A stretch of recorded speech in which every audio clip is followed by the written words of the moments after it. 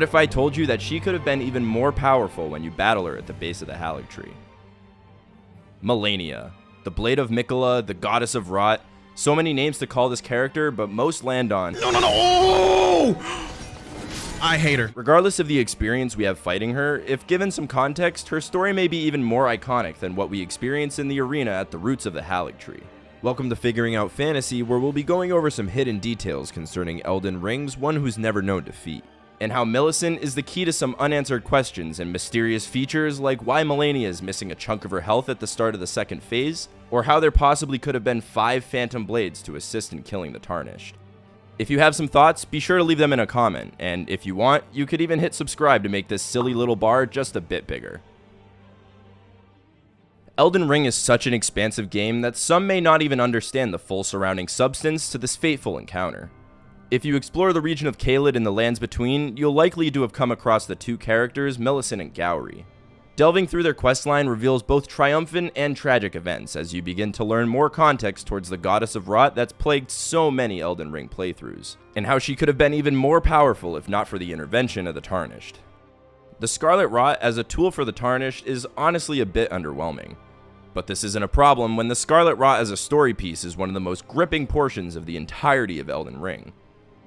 Likely the first instance of the Scarlett Rot that the Tarnished will come across is in the region of Caelid. Once a glorious portion of the lands between and home to the almighty demigod General Radahn.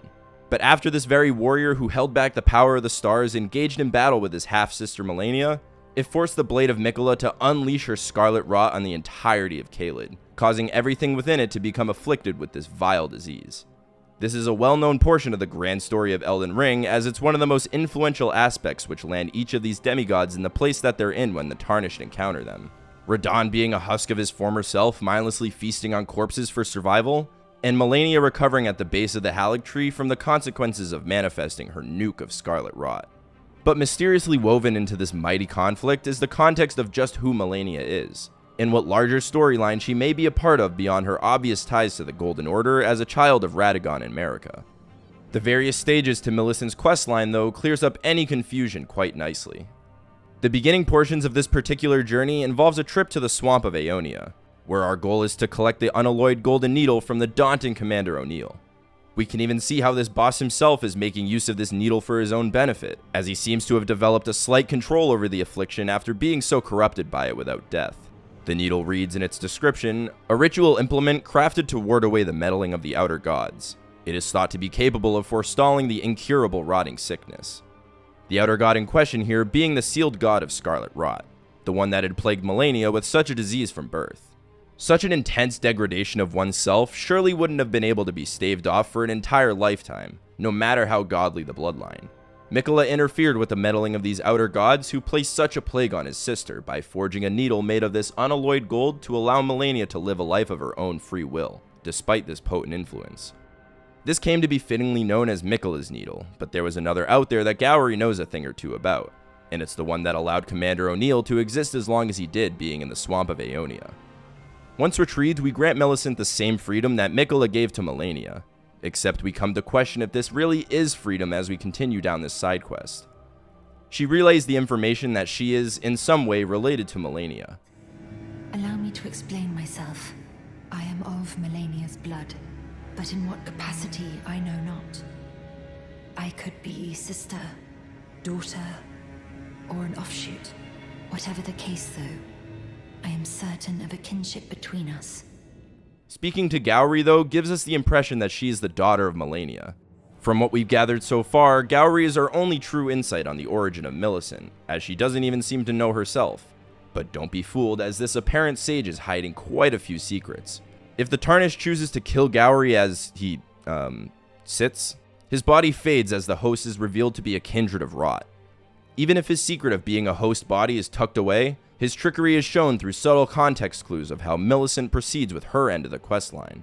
When she revisits the shack that Gowry was occupying, he's nowhere to be found as everything was already accomplished on his end. Millicent's corruption of the Scarlett Rot was dramatically slowed enough for her to go on with the unalloyed Golden Needle and fulfill her duty, which, in his eyes being on the side of the Scarlett Rot, was to be betrayed in battle and later bloom into a Valkyrie of Malenia's. Now that sounds like a lot of confusion, but it's actually extremely volatile storytelling once you understand the origin of Millicent and the numerous amount of sisters that had been running amok in the lands between.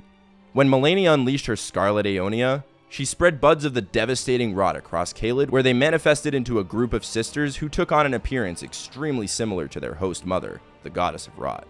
Here's where Gowry initially came in.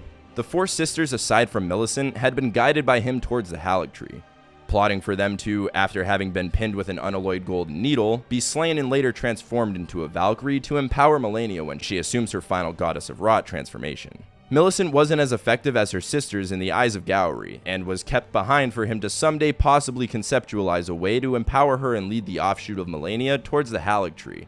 And this is what leads to your involvement as the Tarnished. We retrieve the unalloyed golden needle intended for Millicent from Commander O'Neill, and through the other steps of the questline, lead Millicent towards not only her own free will, thinking that her goal is to reunite with the other destined Valkyries, but towards allowing her to learn the truth of just how manipulated she was in the end. If you progress the storyline to the point where Millicent heads to the Halig Tree and faces her 4 sisters, there are 2 options and a powerful choice to make. The Tarnished can either fulfill Gowry's desire of Millicent being betrayed and slain by a treasured ally, later for her to bloom into a Scarlett Aeonia and manifest as a Valkyrie, or assist Millicent in defeating an invasion from her 4 sisters, helping her prove that she was capable all along. Both choices lead to an equally grim fate for the Bud of Malenia.